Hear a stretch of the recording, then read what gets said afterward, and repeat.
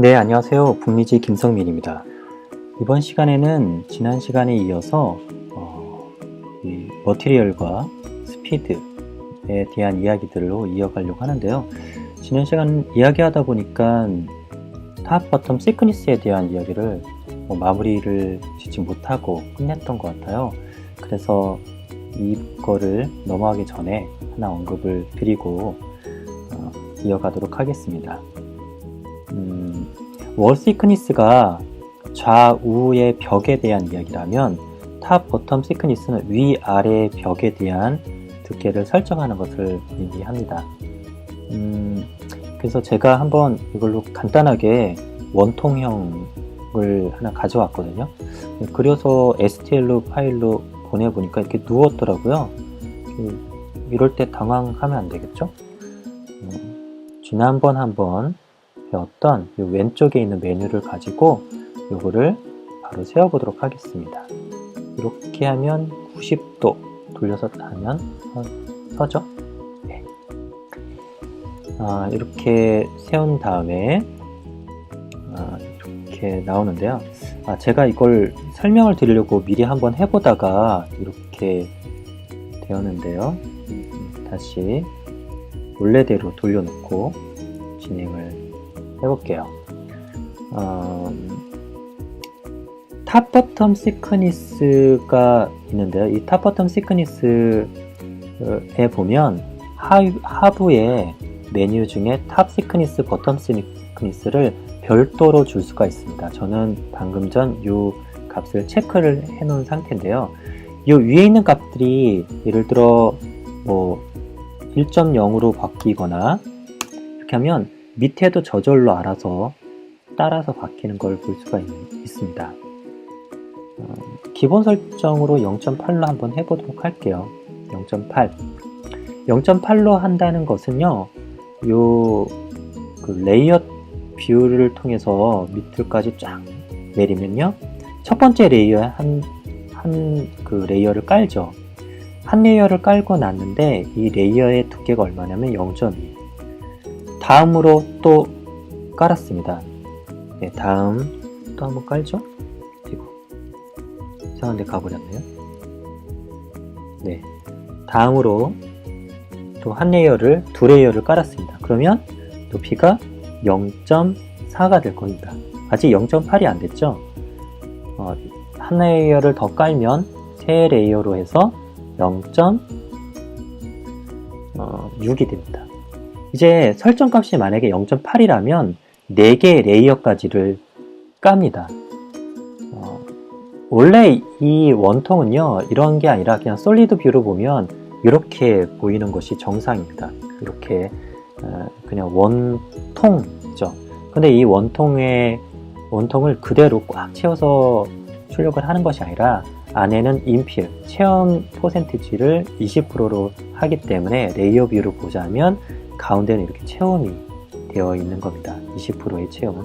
그렇지만 외벽은 설정되어 있는 0.8 값에 맞추기 위해서 라인 두께 0.4 곱하기 2에서 0.8 두께가 된 거고요.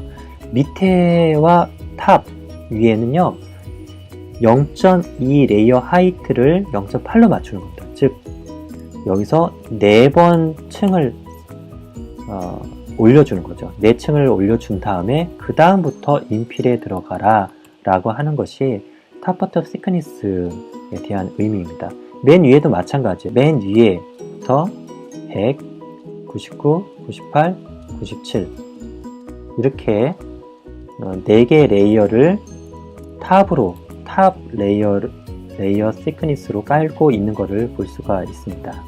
만약에 내가 이 원통형 필통을 만들려고 한다 그럴 때는 안에가 비어 있어야 되겠죠. 비어 있게 하는 방법은 간단합니다.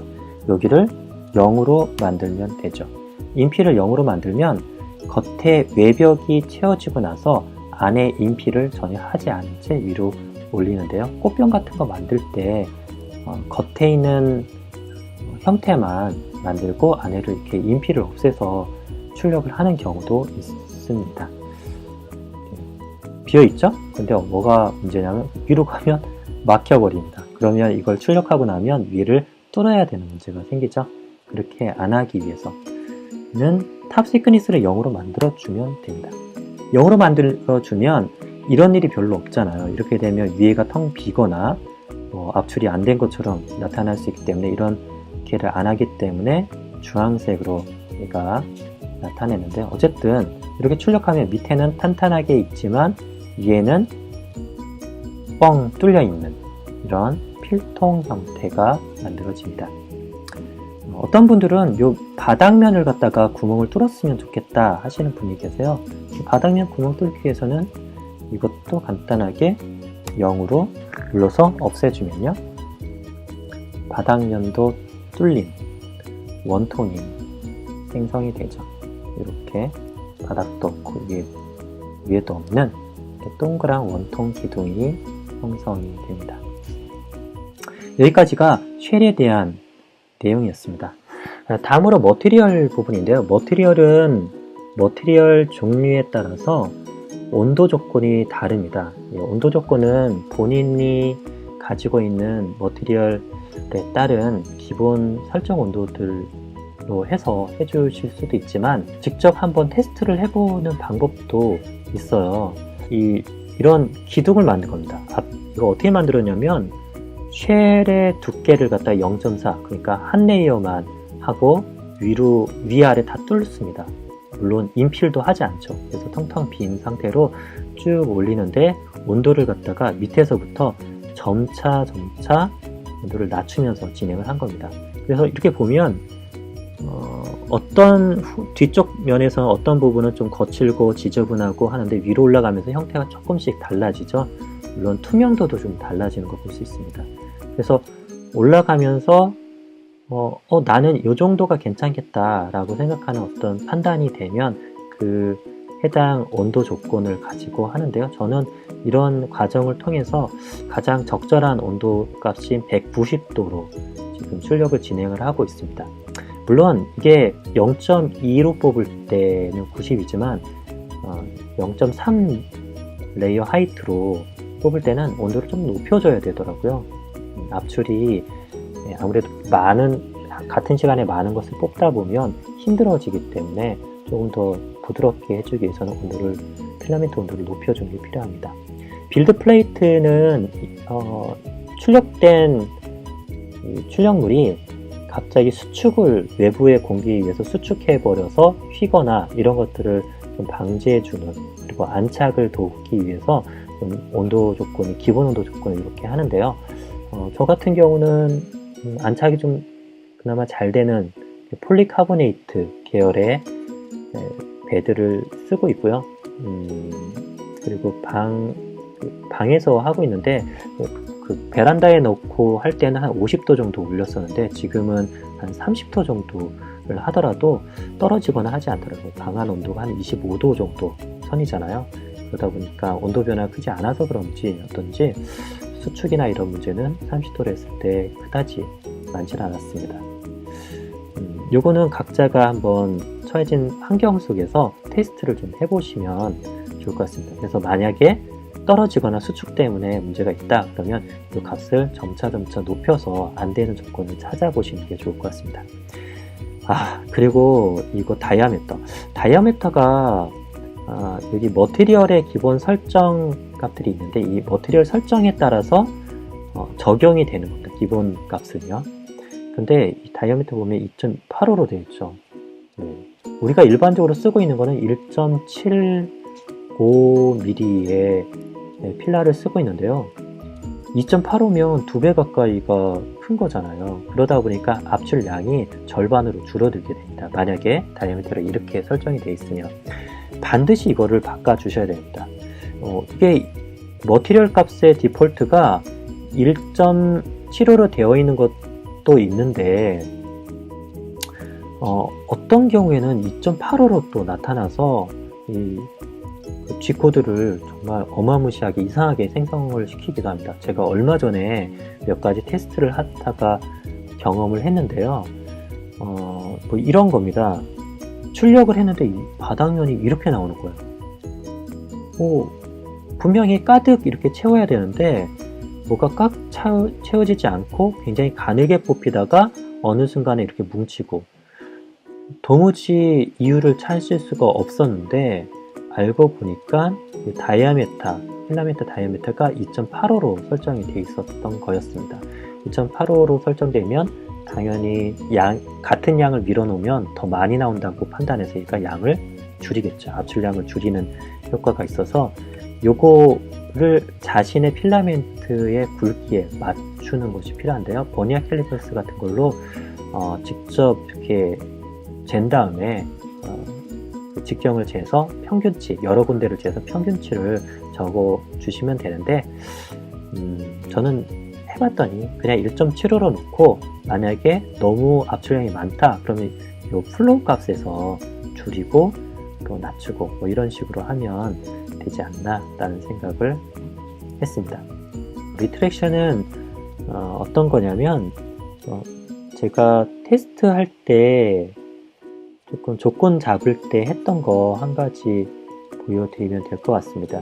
리트랙션이라고 하는 거는 왕복을 위치값을 이동을 시킬 때 그 위치값 내에서 거미줄이 생성이 되는 거거든요.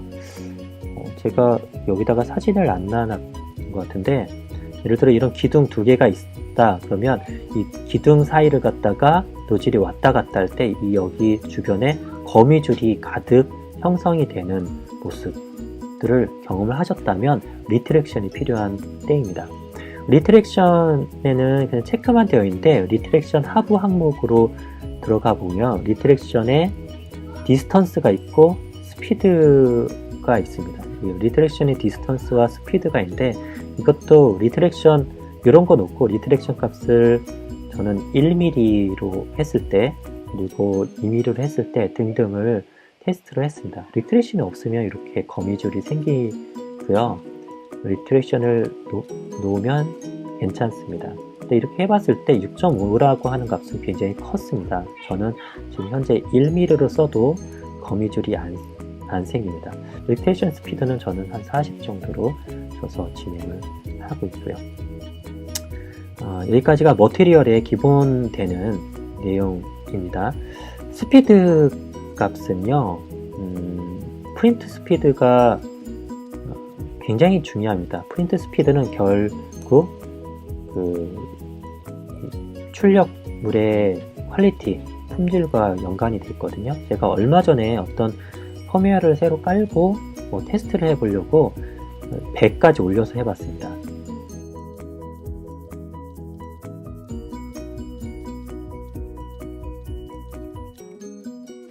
이게 속도 100, 외벽할 때는 한 50으로 줄어들었지만 기본적으로 속도 100의 스피드인데, 100까지 보통 하게 되면요, 탈조 같은 것도 발생하기도 하고 소음도 크고 해서 안 할 뿐더러 또 출력 품질이 좀 안 좋다 그럼 무조건 스피드는 낮추면 좋습니다. 낮추게 되면 품질은 높아지거든요. 그래서 자신의 프린터, 특히 Anet A8 업그레이드나 보강을 안 한 것 같은 경우는 한 40 미만으로 해주시면 되고요.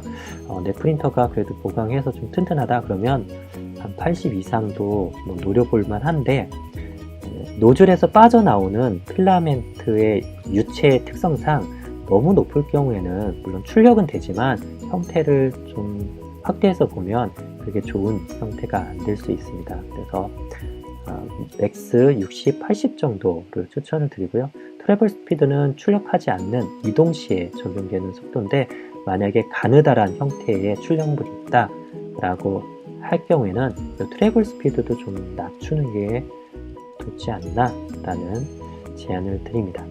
여기까지 오늘 이야기는 쉘의 탑바텀의 시크니스를 줄여서 필통 같은 형태를 만드는 것과 머티리얼의 온도 조건 그리고 다이어메타를 잘못 설정해서 제가 폭망했던 이야기, 그리고 리트랙션에 대한 실험을 해보면 좋다는 이야기, 그리고 스피드에 대한 이야기들을 한번 엮어보았습니다. 어떻게 좀 도움이 되셨는지 모르겠습니다. 추가적으로 궁금하신 내용은 댓글을 통해서 남겨주시면 제가 다음 영상에서 반영해서 좋은 정보들을 함께 나눌 수 있는 기회를 삼아보도록 하겠습니다. 들어주셔서 감사드리고요. 다음 시간에 뵙겠습니다. 감사합니다.